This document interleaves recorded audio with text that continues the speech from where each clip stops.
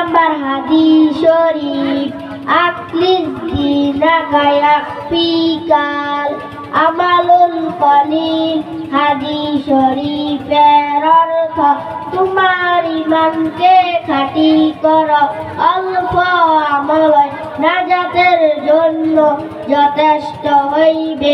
2 number হাদিস শরীফ গায়রুকুম মান তাআল্লামাল কুরআন ওয়া আল্লামা।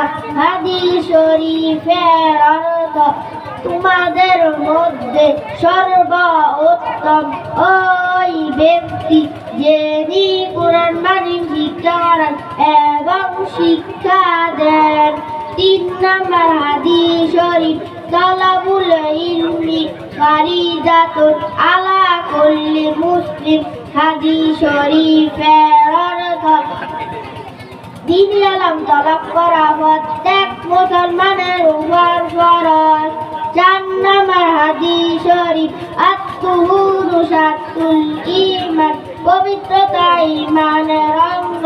5 নাম্বার হাদিস শরীফ মিফতাহুল জান্নাতিস সালাহ, বেহেশতের চাবি। 6 নাম্বার হাদিস শরীফ আউয়ালু মা ইউহাসাবু বিহিল আবদু ইয়াউমাল কিয়ামাতিস সালাহ।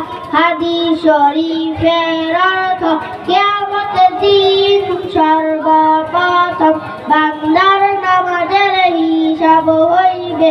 7 নাম্বার হাদিস শরীফ ফাদলুল আলিমি আলাল আবিদি কাফাদলি আলা আদরাকুম। হাদিস শরীফের অর্থ তোমাদের মধ্যে সর্বাপেক্ষা ছোট ব্যক্তি হইতে আমার মতবা যত বড় বেইলেম আবেদের চেয়ে একজন খাঁটি আলেমের মতবা তত বড়। 8 নাম্বার হাদিস শরীফ আদওয়াহু আল ইবাদাতি। হাদিস শরীফের অর্থ দোয়া ইবাদত। 9 নাম্বার হাদিস শরীফ মান লাম ইয়াফআলিল্লাহ ইয়াগদাব আলাইহি।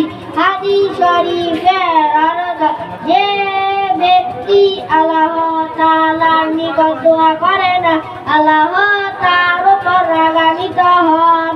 10 নাম্বার হাদিস শরীফ লা ইয়ারহামুল্লাহ মান লা ইয়ারহামুন নাস। অর্থ আল্লাহ ওই ব্যক্তির উপর রহম করে না যে মানুষের উপর রহম করে না।